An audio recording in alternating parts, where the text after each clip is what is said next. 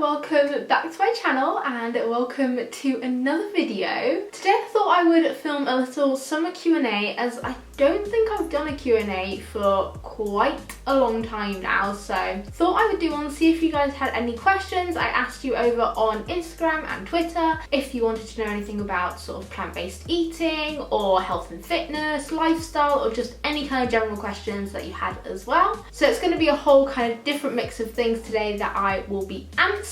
I've also just realised it looks like I'm not actually wearing a top. I promise you I have got a vest top on. Just the way the camera's angled doesn't quite catch it, but I am wearing a top, I promise. But anyway, without further ado, let's get straight into these questions. So the first question comes from Britt, and that is it difficult to find substitutes of the food you used to love before you started following a plant-based diet? For me, personally, I wouldn't say I found it difficult transitioning as such, but I guess that's because I sort of started eating more plant-based in a gradual way without kind of realising. So basically last year when I was on my gap year, I started to become a lot more interested in health and fitness, and a plant-based diet was just something that I'd been interested in for a while. So I started to incorporate more kind of fruits and vegetables, legumes, whole grains, all those kind of good things into my diet more, and the majority of my diet was plant-based, although being at home with my parents who are both normal meat eaters as well, we kind of started to compromise a bit. So generally my breakfasts and lunches would be more kind of plant-based. I'd already started to have non-dairy milk for a while. I guess it kind of made it easier with me having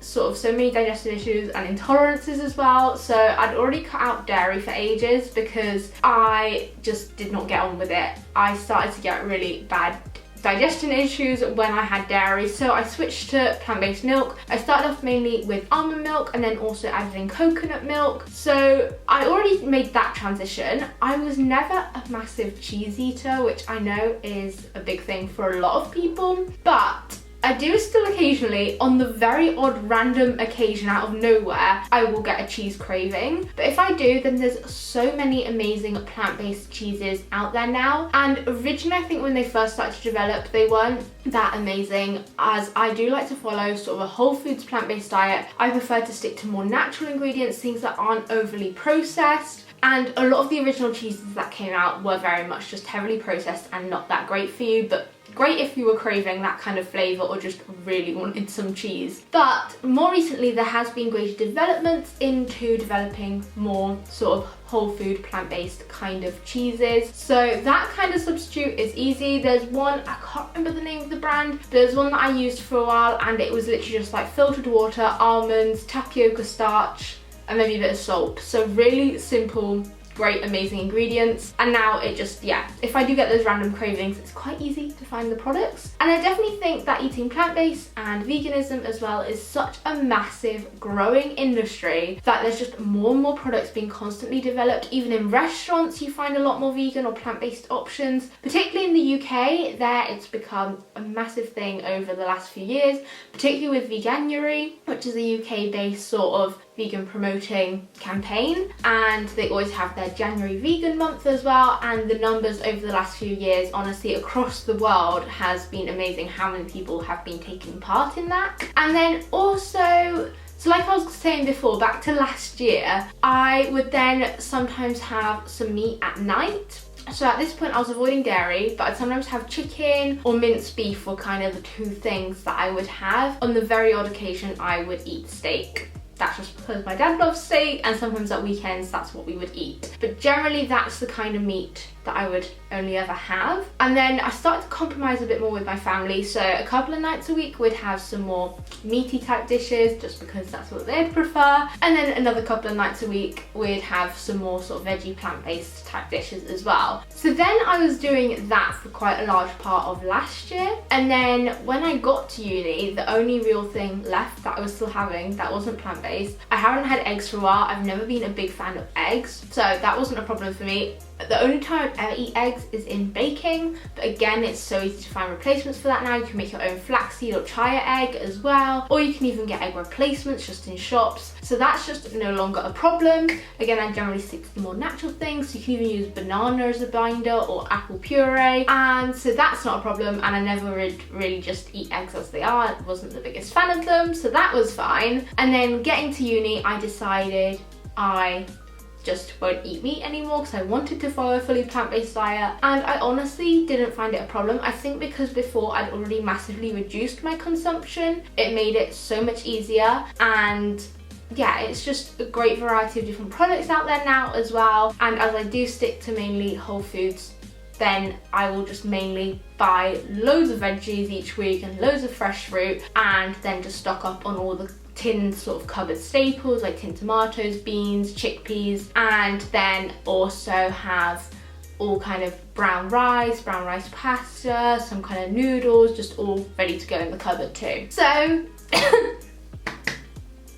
I am choking on I don't even know what right now. But basically, the short answer to that question, I realised I talked about that for ages, but I felt there was just kind of a lot to say around that. And the short answer would be no, I haven't really found it that hard to find alternatives to things that I crave. But then also because I do stick to more sort of plant-based whole foods, then it's not so much about finding alternatives to the other products that I would have, if that makes sense. The next question comes from Amelia, and that is, how do you get motivation to work out? I think for me, the simple answer to that is actually just enjoyment. I think it's so important when it comes to working out, going to the gym, doing any kind of exercise. Gym is definitely not the only way you can work out. You can go outdoors, go for a run. Now it's summer, a lot of people get into things more like surfing, paddleboarding. If you don't have the sea around you as well though, you can do at-home workouts. You don't have to just have a gym membership. There's so much around and so much variety in different ways of just getting your body moving. And I think what the best thing to do is, if you're trying to get that motivation and trying to get into it, is just start by trying a whole variety of different things. Even if you think you might not enjoy something, you never know, you might surprise yourself, and just give a good go at everything. And then there's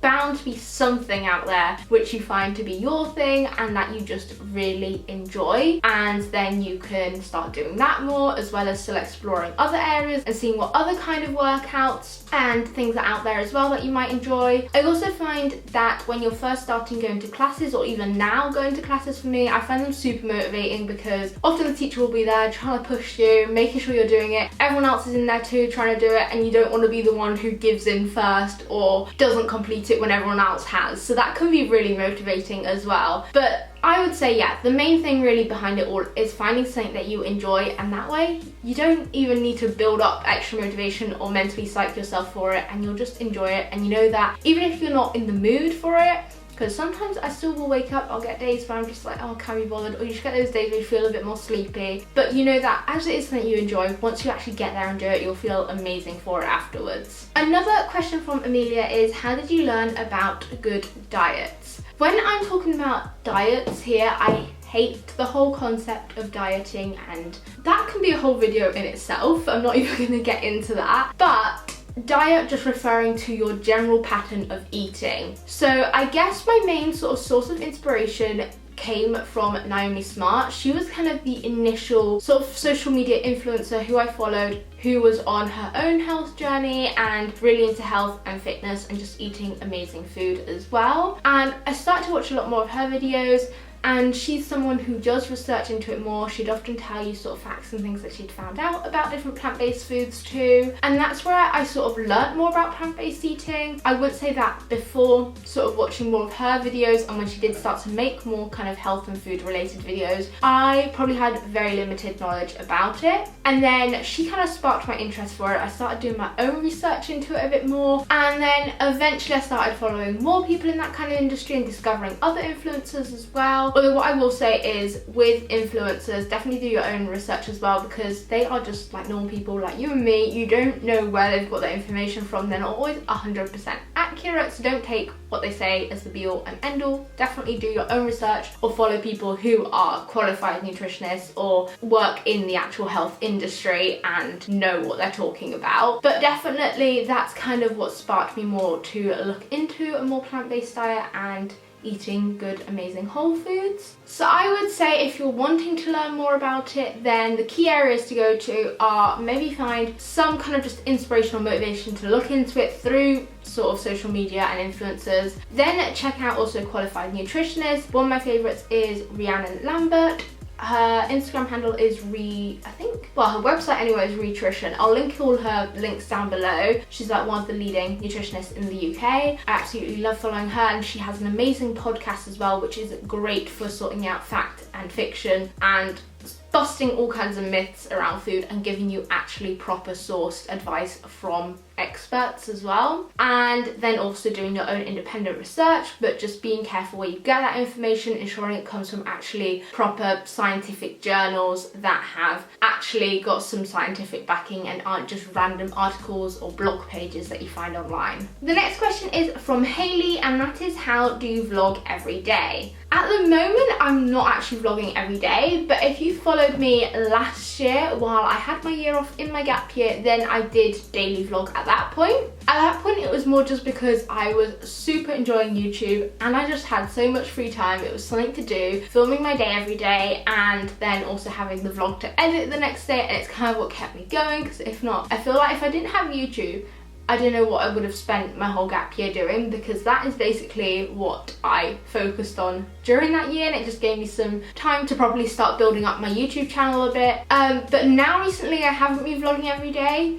Now that it's summer and it's the holidays, I'm definitely vlogging a lot more. Be sure to follow my vlog channel as well, because all my holiday vlogs will be up on there. But since being at uni as well, I would get busy with either the things that are actually going on at uni, so going to lectures and doing my work, typing up my notes, and then I would just pick up my vlog camera whenever I had a more free day, or I was doing something, or just randomly really felt in the mood to film and just wanted to talk to the camera as well. So over the last year, more or less, I haven't really filmed, or vlogged rather, every single day, but I feel like at uni I just wouldn't have physically had the time for that, whereas last year it was just something because I really enjoyed it and I had so much free time, it just worked and I could do it. The next question is from the Wanderer's Notebook, and that is, where do you go for your plant-based diets? By where do you go, I'm assuming this means to buy food, and like I said, as the majority of my diet does just consist of loads of fresh fruit and veg, whole grains, all of that stuff, generally just any supermarket stocks it. If there's any more kind of specialist products that I do prefer, sort of like my Koyo coconut organic yogurt, which I absolutely love. If you want a dairy-free yogurt and you're prepared to spend a little bit extra and treat yourself, then I can highly recommend you check out Koyo. And then also Nush is another brand who I love for their dairy-free cream cheese spreads. So those kind of things which aren't always available in all the mainstream supermarkets. When I was in Brighton, I would go to Infinity Foods, which was like a big health food store there. That is just a local one that's specific to Brighton. But obviously a chain throughout the UK, which a lot of you are probably aware of, is Holland & Barrett. I don't always find them to be the best stockists of all the different things, although I feel like they're getting better and they've definitely got a lot more products available there now. And then if you're in somewhere like London, then Planet Organic is one of my faves. I think that's got to be my fave health food store. That's a chain as well, and definitely did do a couple of orders on there during my uni year just to stock up on some of the stuff I couldn't get around me. And then Whole Foods as well is another one. I think I always slightly prefer Planet Organic over Whole Foods, but I don't know, it just depends what products you're looking for really. So in terms of buying food supplies, they're the kind of places I would go to. In terms of restaurants and eating out, I don't find that it's a big issue trying to find vegan or plant-based food, especially in the UK. There's a lot of choices, and most either chain restaurants or even local businesses will offer some kind of vegan option, or if not, then there'll be some kind of small adaptations that you can make to an already existing meal to make it vegan, such as just removing the cheese or removing the cream, or if it's a like big salad bowl or something that comes with some meat on it, just remove the meat. So there's always kind of options out there, and yeah, it's not really that hard to find different things. Some of my actual just fully plant-based vegan kind of restaurants that I love, definitely for pizza, if you're in Brighton or in London, Pure Reza is amazing. They also do, as I am gluten-free, amazing gluten-free bases, which are like the proper like sourdough, because normally pizzas, when they're gluten-free, are very like flat and not nice. at all, really. Well, the dough's not nice. And then there's also a lot of places, well, if you're in Brighton, there's a lot of places. Foodillic was a recent discovery of mine, and I've been there quite a few times, and it's great just because they have loads of different dishes. It's mainly sort of veggie and vegan, but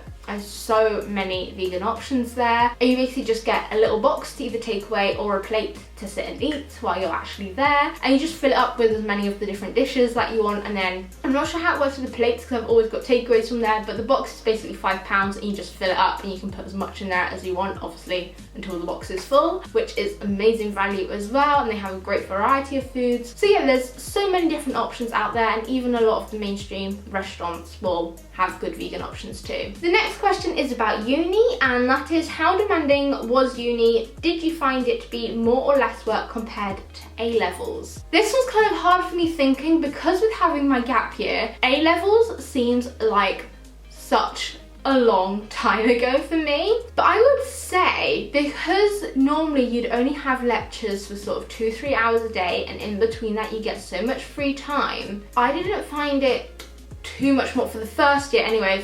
Second and third year might get more challenging, and I'm sure they probably will, and there'll be a lot more work to do. But my first year, I didn't find that it was that much extra to A-levels, to be honest. From memory of what A-levels were like, I might be remembering them completely wrong, but I think just because at school, obviously, you have a full-on 9 till 4 or whenever your school day starts and ends timetable going on, and that way you're trying to fit in doing work around also having a full day of school. Obviously, a lot of the time in sixth form when you have A-levels, luckily you do get some free periods during the week as well to work on some of your work, so you don't have as much to do when you get home. But I would say it was pretty similar in comparison. I didn't find it a massive step up. Obviously, the content that you're learning is in more depth and more detail, and I definitely felt like you covered a lot more content. In sort of one lecture you got fed so much information, so I guess there's a step up in that sense. But if you're quite organised and get your notes done straight away and you take notes during the lecture, you're generally fine, and then you have got the free time to actually look back over it, which would be the kind of normal hours that you'd be in school for, if that makes sense. So yes, it's definitely a step up in terms of the level that you're expected to work at, and your actual coursework obviously has to be at a higher level, and the sort of knowledge that you're learning and the facts that you're learning are in more depth and detail. But in terms of actually managing time and whether you've got time to do the work and sort of stress levels in relation to the amount of work you have, I would say isn't too different or far off. The final couple of questions, I've just realised how long this Q&A is. I might have to chop it down a little bit, we will see. But the final questions come in from Hannah, and as I have recently gotten braces, she's asked me a couple about getting braces and asked me for some more brace updates. I'll probably give sort of more daily kind of brace updates and how it's going on my vlog channel. But the couple of specific questions she's asked is your teeth cleaning routine with braces. So if you're about to get them or have just recently got them, then generally what I do at the moment, as I did previously have braces, kind of got a little bit of experience in this area, definitely brushing your teeth after every single meal is like needed, because you don't even sometimes realize, and I'm sorry if this is going to gross anyone out, but you don't sometimes realize how easily food gets stuck in them, and you might not even notice it there, and then it's only later when you brush your teeth that you realize that you had quite a bit of food stuck in your braces, and it's probably not good for your teeth. If you think about it, with that food just sat there sort of dissolving away, it's probably not doing your teeth any good. And also just for them, when you get your braces removed, you really don't want to have the little squares on your teeth. So I think for the sake of adding in probably just one extra brushing, because I imagine you probably brush your teeth in the morning and at night anyway, so just adding in one extra brushing after lunch definitely helps. And then I always use mouthwash as well, just to ensure that you really clean them and really get everything out of them as well. And that's kind of just how it works. I do have the special kind of brace toothbrush that I use. I mean, it's not that special really. It's just a normal like manual brush, but instead the bristles in the middle of it are slightly shorter, so they dip down, and then you've got longer ones towards the edge, so you can get around the outside of the brace, and then where the brace is, the bristles are a bit shorter, if that makes sense. But definitely, yeah, brushing your teeth after every meal helps, and using mouthwash for sure. And then the next question is, how do you get your teeth so white? Well, actually, originally, when I got my braces off, there wasn't really kind of any stains or marking. This is going back over 3.5 years now when I got them first removed, and I didn't have any kind of marks from where the braces had been or anything like that, and they give your teeth a really good polish after getting them removed. However, since I was younger, I obviously didn't keep up with dental hygiene when I was younger. I used to hate brushing my teeth as well, and I had developed little sort of marks on my front few teeth, which had annoyed me now for quite a few years. And yeah, that was from not taking care of my teeth properly as a kid. So learn your lesson. Definitely do have good dental hygiene when you're younger, because it does make a difference when you're older. And so then soon after I got my braces removed last time, I did actually get my teeth whitened. Bearing in mind the fact that I got my braces removed 3.5 years ago, the whitening process, I think I got them off in the October, so then I don't know if I got them whitened straight away or whether I did it then in the Christmas holidays. I can't remember, but pretty much soon after I got my braces removed, I got the laser treatment at the dentist, which basically is where they'll put a kind of gel or paste thing over your teeth, and you essentially just sit there for 30 minutes with like a UV light shining into your mouth to whiten them. And I got that done then, and since, because I don't drink coffee or anything that's really that staining for your teeth, I have managed to maintain it. Definitely brushing your teeth every morning, every night, and I think also using mouthwash really helps to upkeep that as well. And yeah, they've just kind of stayed, they're probably not as white as when I first got them done, but they have definitely stayed nice and quite bright and white since then as well. So even though that was done a while ago, maintaining good dental hygiene after that point has definitely allowed me to prolong the whiteness of them. So those were all of the questions for this very long summer Q&A. I hope that you did find that interesting. I'm sorry, when I get going on a question, I like to provide the details. I like to give it in good depth, because I know when I'm watching stuff, if I don't get the details, then I'm like, yeah, but what about that? And I always just want to know the ins and outs of everything. So I hope you enjoyed this Q&A. Thank you to everyone who asked any questions. Make sure to follow me on my Instagram and on my Twitter so that you're aware when I'm ever doing future Q&As in case you have anything to ask. Also for now though, if you have any further questions or want to know more about anything that I did touch upon, let me know down below in the comments and I will be sure to reply to you there. Also smash a big thumbs up on this video if you enjoyed it, as well as clicking on that little red subscribe button down below if you're new to my channel. And don't forget, there's also that notifications bell too that you can tap on so you're notified whenever I upload. And I'll be sure to see you very soon with a brand new video. Bye!